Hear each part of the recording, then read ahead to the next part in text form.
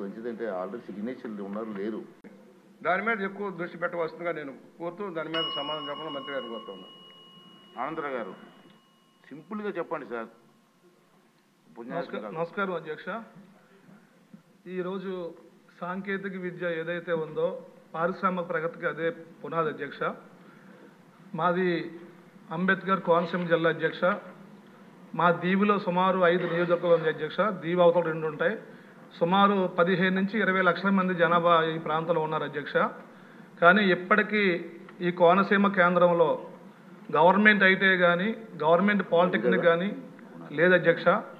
కానీ ఈరోజు ప్రతి గ్రామంలోనూ సాంకేతిక పరమైన విద్యను అభ్యసించి ప్రపంచవ్యాప్తంగా మన ప్రజలు తెలుగువారు విద్యార్థులు పనిచేస్తున్నటువంటి కారణం నాడు చంద్రబాబు నాయుడు గారు ఈ రాష్ట్రంలో ప్రైవేట్ రంగంలో ప్రభుత్వ రంగంలో అనేక ఇంజనీరింగ్ కాలేజీలు స్థాపించారు కాబట్టి ఈరోజు ప్రపంచవ్యాప్తంగా ప్రతి ఇంట్లో ఐటీ అనే ఒక గొప్ప జాబ్ ఉంది అధ్యక్ష.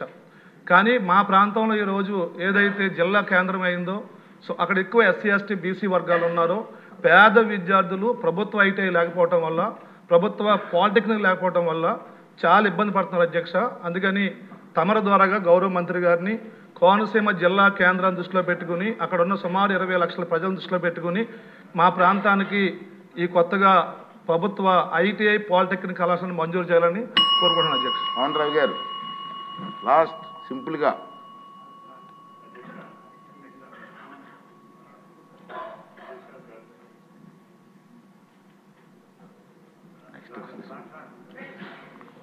మంత్రి గారికి 2024-25లో ఆమదాల వలసలో కొత్తగా ఐటీఐ మంజూరు చేశారు అధ్యక్ష. బట్ అది అకాడమిక్ ఇయర్లో స్టార్ట్ కాలేదు. అది ఎప్పుడు స్టార్ట్ చేయబోతున్నారు అనేది మినిస్టర్ గారికి మీ ద్వారా కోరుతున్నాను అధ్యక్ష. సత్వరమే అది ప్రారంభించారు. మంత్రి గారు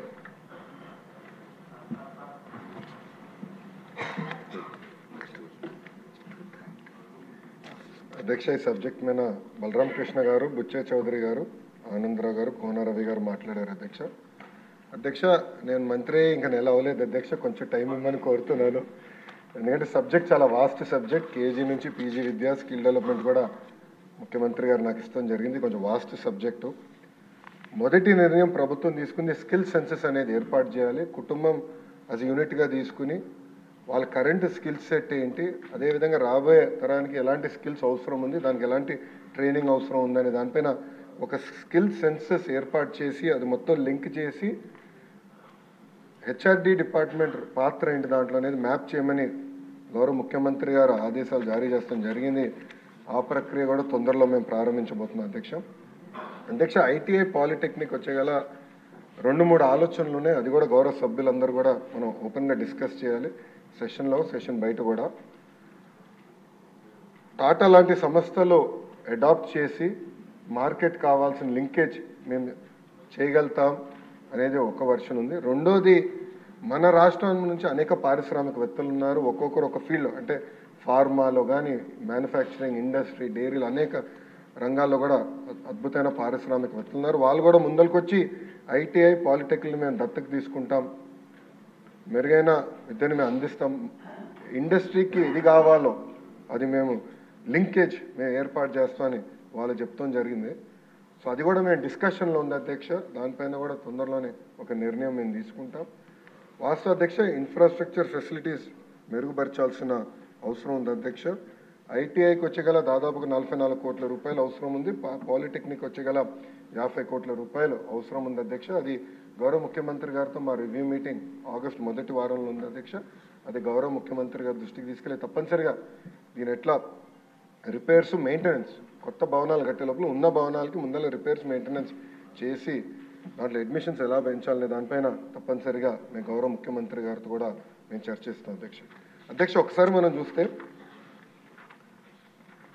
డాక్టర్ బిఆర్ అంబేద్కర్ కోనసీమ జిల్లాకి వచ్చేగల పాలిటెక్నిక్ ఒకటి ప్రభుత్వ పాలిటెక్నిక్ ఉంది అధ్యక్ష, 5 ప్రైవేట్ ఉన్నాయి అధ్యక్ష. అదేవిధంగా ఐటీఐ వచ్చేగల ప్రైవేట్ ఐటీఐలు ఒక 15 ఉన్నాయి అధ్యక్ష. అధ్యక్ష, ఓవరాల్ రాష్ట్రంలో 88 ప్రభుత్వ పాలిటెక్నిక్లు ఉన్నాయి, 174 ప్రైవేట్ పాలిటెక్నిక్లు ఉన్నాయి అధ్యక్ష. అడ్మిషన్స్ కానీ ఒక్కసారి చూస్తే ప్రభుత్వ పాలిటెక్నిక్లో 61% అధ్యక్ష, ప్రైవేట్లో 40% అధ్యక్ష. ఇంకో పక్కన అధ్యక్ష మీరు చూస్తే పాలిటెక్నిక్స్కి వచ్చే గల తెలుగుదేశం పార్టీ అధికారంలో ఉన్న రోజులు మినిమం 80% ఉండేది అడ్మిషన్స్. 2015-16 94%కి వెళ్ళింది అధ్యక్ష. కానీ అంటే వైకాపా పార్టీ అధికారంలోకి వచ్చిన తర్వాత 81% అడ్మిషన్స్ మేము ఇన్స్టిట్యూషన్స్ అందజేస్తే అది క్రమీపంగా తగ్గుతూ వచ్చి ఒక సంవత్సరం అయితే కేవలం 59% అడ్మిషన్స్ జరిగిన విషయం అధ్యక్ష. అంటే ఈ ప్రభుత్వం పాలిటెక్నిక్ని ఎలా నిర్వీర్యం చేసిన దానికి ఇదొక ఉదాహరణ అధ్యక్ష. అధ్యక్ష ఐటీఐకి వచ్చే గల 83 ప్రభుత్వ ఐటీఐలు ఉన్నాయి, 433 ప్రైవేట్ ఐటీఐలు ఆంధ్ర రాష్ట్రంలో ఉన్నాయి అధ్యక్ష. ఇక్కడ కూడా ఐటీఐలో చూస్తే కూడా ప్రభుత్వ ఐటీఐలో అడ్మిషన్స్ 94% ఉంది అధ్యక్ష, ప్రైవేట్లో 61% ఉంది. ఐటీఐల్ని కూడా బలోపేతం చేయాల్సిన అవసరం ఉంది. పెద్దలు బుచ్చే చౌదరి గారు చెప్పినట్లు NAC national academy of construction అధ్యక్ష ఇది గతంలో చంద్రబాబు నాయుడు గారు మొదటి టర్మ్లో హైదరాబాద్లో ఏర్పాటు చేసి ఫీడర్ ఇన్స్టిట్యూషన్స్ క్రియేట్ చేశారు, బ్రాంచెస్ ఏర్పాటు చేశారు. అది దాంట్లో భాగంగా రాజమండ్రిలో పెట్టారు. అది సచివాలయం కోసం ఫ్రంట్ అంతా తీసుకుని వెనకాల దూసేశారు ఎన్ఏసీని అధ్యక్ష. ఎన్ఏసీని కూడా బలోపేతం చేయాలనేది మా లక్ష్యం. సెక్రటరీ గారితో నేను చర్చించినప్పుడు కూడా కేవలం ఏదో ప్లంబర్స్ తాపి మేస్త్రీలను తయారు చేస్తాం అనేది కాదు, టెక్నాలజీతో అనుసంధానం చేయాలి. లేటెస్ట్ వస్తున్నాయి బిల్డింగ్ మెటీరియల్స్, లేటెస్ట్ టెక్నాలజీ అనేవి వస్తున్నాయి, మెరుగైన వసతులు వాళ్ళు కల్పించాలనేది కూడా మేము డిస్కస్ చేస్తాం జరిగింది అధ్యక్ష. తప్పనిసరిగా ఎన్ఏసీని మేము బలోపేతం చేస్తాం, దాంట్లో ఎలాంటి సందేహం లేదు అధ్యక్ష. అదేవిధంగా కొత్త ఐటీఐలు ఏర్పాటు చేస్తే బాగుంటుందని పెద్దలు కూడా కోరారు, చాలామంది కూడా నాకు లెటర్ కూడా ఇస్తాం జరిగింది అధ్యక్ష. ప్రధానంగా నేను ఏం చేస్తున్నానంటే కేజీ నుంచి పీజీ వరకు బోత్ ప్రైవేట్ ప్రభుత్వ రంగం తీసుకుంటే ఎక్కడెక్కడ పాఠశాలలు ఉన్నాయి, దాని చుట్టుపక్కల పాపులేషన్ డెన్సిటీ ఏంటి, ఇండస్ట్రీస్ డెన్సిటీ ఏంటి, ఒక మ్యాప్ తయారు చేయమన్నాను అధ్యక్ష.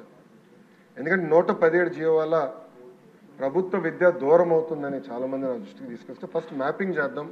మనకున్న 45,000 ప్రభుత్వ పాఠశాలని మ్యాప్ చేయండి, పాలిటెక్నిక్ ఐటీఎల్ మొత్తం మ్యాప్ చేసి డెన్సిటీ ప్రకారం ఎక్కడ అవసరం ఉంది, ఇండస్ట్రీ ఎక్కడ రాబోతుంది. ఎందుకంటే చంద్రబాబు నాయుడు గారు ఒక్కొక్క జిల్లాకు ఒక్కొక్క ప్రాధాన్యత ఇచ్చారు, ఈ ఇండస్ట్రీ ఈ జిల్లాకు రావాలి, అది కూడా బేరీ చేసుకుని అవసరమైన వరకు ఐటీఐ పాలిటెక్నిక్ కూడా ఏర్పాటు చేయాలని ఒక నిర్ణయం తీసుకుంటాం జరిగింది. కూన రవి గారు ఒక ప్రశ్న అడిగారు అధ్యక్ష, గతంలో ఎప్పుడు ఐటీఐ కేటాయిస్తాం జరిగింది, ఎప్పుడు ప్రారంభిస్తారని అడిగారు అధ్యక్ష.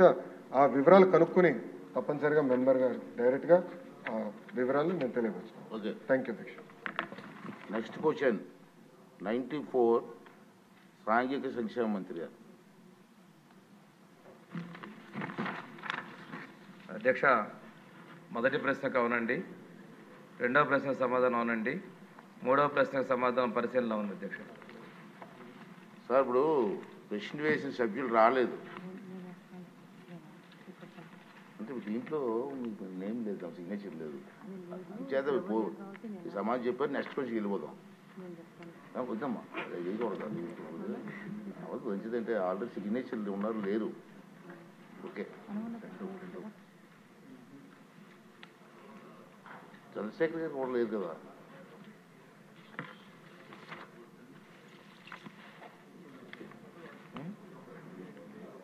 ఎందుకు వాళ్ళకి మాకెందుకు?